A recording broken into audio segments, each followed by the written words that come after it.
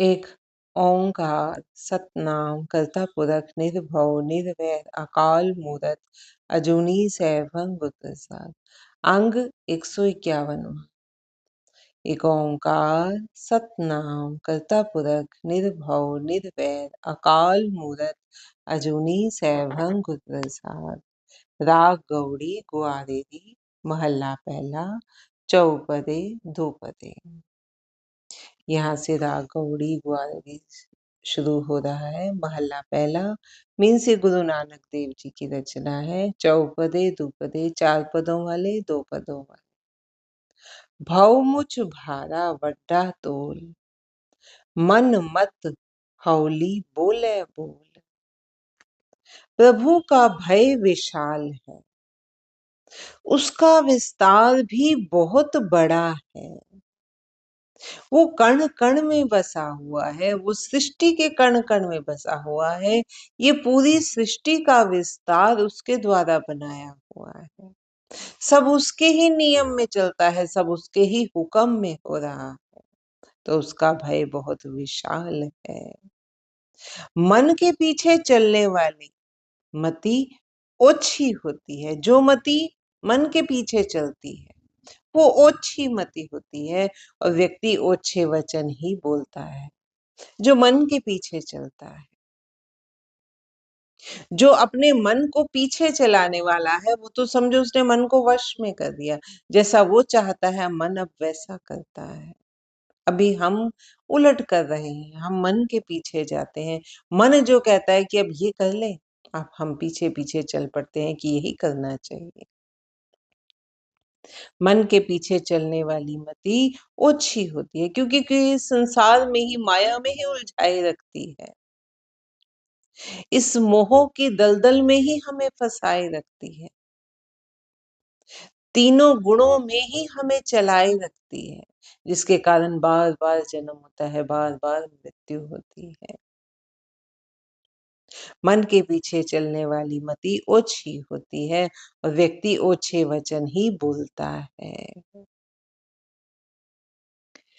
सिर सिर चलिए सहिए भार, नदरी कदमी गुर विचार। यदि प्रभु के भय को स्वीकार करके जीवन व्यतीत किया जाए। प्रभु का भय कैसा भय? जैसे हम अपने किसी प्यारे से प्यार करते हैं तो उसके भय में भी रहते हैं कि कुछ ऐसा ना हो जाए कि वो प्रभु उस प्यारे से दूरी बन जाए, कुछ ऐसा ना हो जो उसको पसंद ना आए। ऐसे ही प्रभु का भय है, प्रेमामयी भय, जो उसके डर में चलते हैं कि कुछ ऐसा ना हो जाए कि प्रभु को जो पसंद ना आए। मुझे जब प्रभु के दरबार में शामिल होना है, जब मेरा फैसला होना है, तो मुझे नीचे ना देखना पड़े, शर्म से मेरी नीचे ना झुके। कुछ ऐसा कर्म ना हो कि मेरी प्रभु से दूरी बढ़ जाए। कुछ ऐसा ना करूं कि प्रभु को जो ना भाए। यदि प्रभु के भय को स्वीकार करके जीवन व्यतीत किया जाए, उसके हुक्म को स्वीकार करके कि देने वाला भी तू है, लेने वाला भी तू है। हम जब वो देता है तो हम खुश होते हैं। जरा सा जब वो हमसे कुछ वापस ले ले तो हम ऐसे छटपटाते हैं कि ऐसे कैसे हो गया मेरे साथ, परमात्मा ने ऐसे कैसे कर दिया। हम तो भगवान तक को भी छोड़ देते हैं कि मैंने उसके साथ इतना किया, उसने मेरे साथ ऐसे कैसे कर दिया।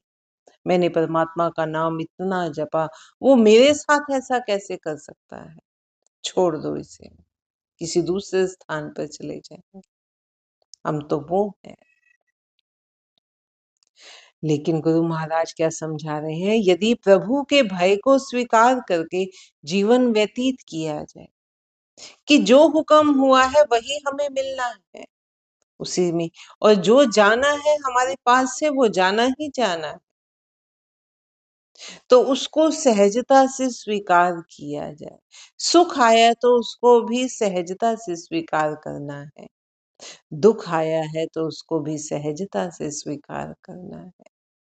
ये है उसके हुक्म को स्वीकार करना।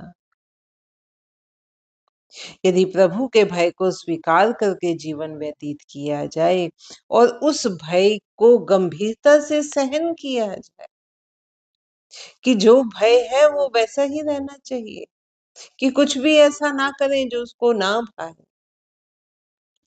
तो प्रभु की कृपा दृष्टि से गुरु के बताए हुए मार्ग का विचार ही जीवन बन जाता है। जो गुरु हमें फिर वो मार्ग बता रहे हैं, हम उसी मार्ग पर चलते हैं और वही हमारे जीवन का जीवन बन जाता है, जीवन का आधार बन जाता है कि हमें इसी मार्ग पर चलना है।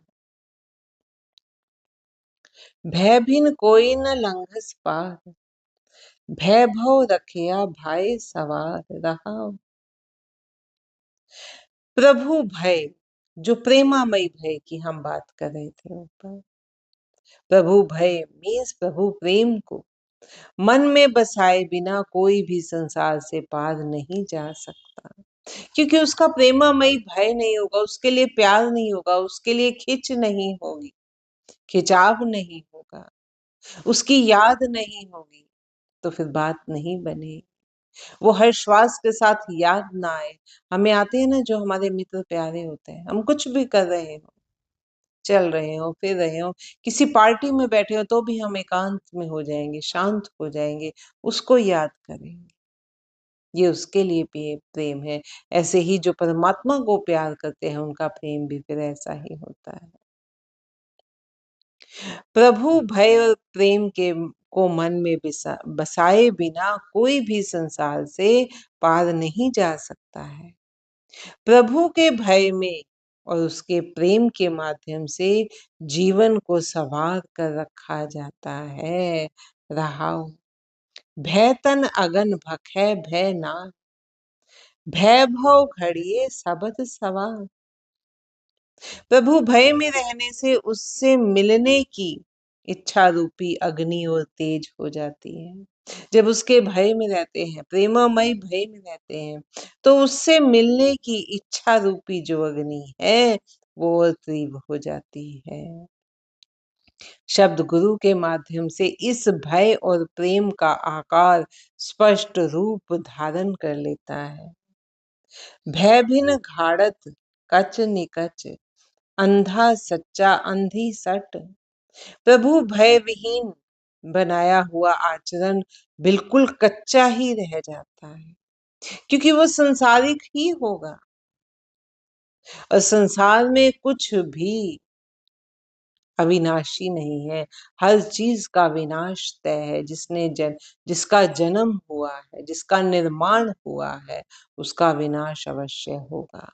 कुछ भी इस संसार में हम जितना मर्जी संघर्ष कर लें, जितना मर्जी संजो कर रख लें, कुछ भी हमारे साथ नहीं जाता है, यही रह जाता है। तो फिर प्रभु भय विहीन बनाया हुआ आचरण बिल्कुल कच्चा ही रह जाता है और जीवन को रूप देने वाला ढांचा भी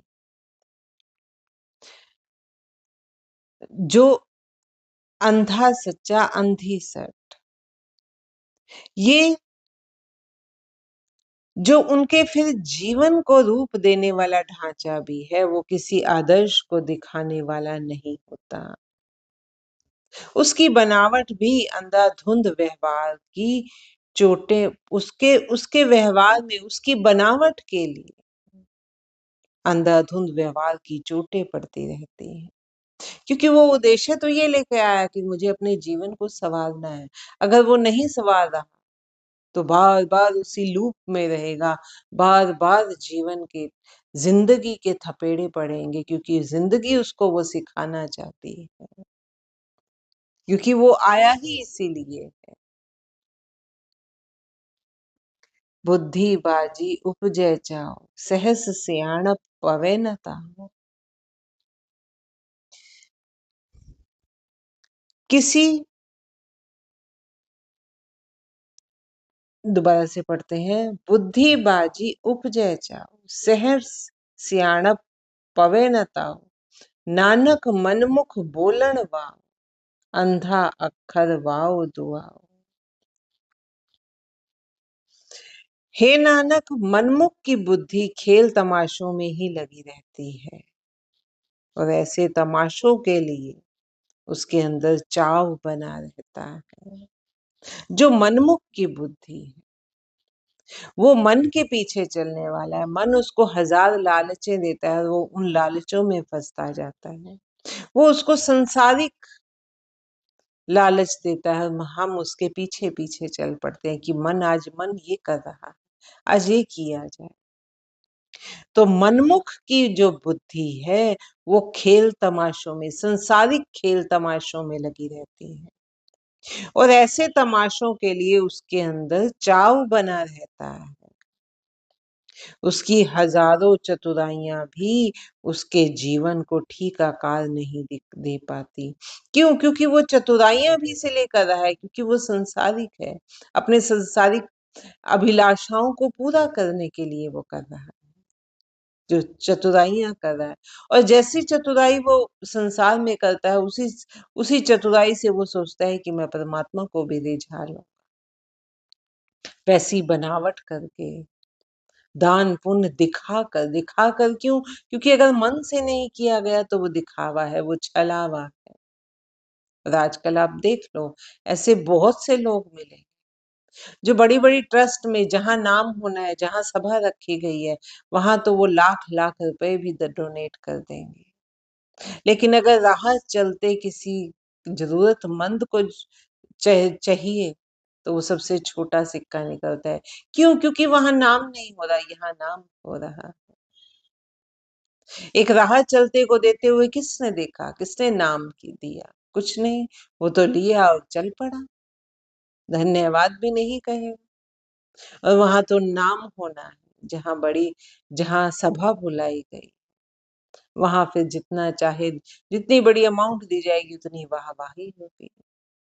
अपने अहंकार को सेटिस्फाइड करते हुए लोग वो दान करते हैं। वो सोचते हैं कि ये चतुराई है, उसके पीछे भी उनकी कामना है कि हम इस ट्रस्ट को इतना देंगे तो हमारे इतने काम भी होंगे।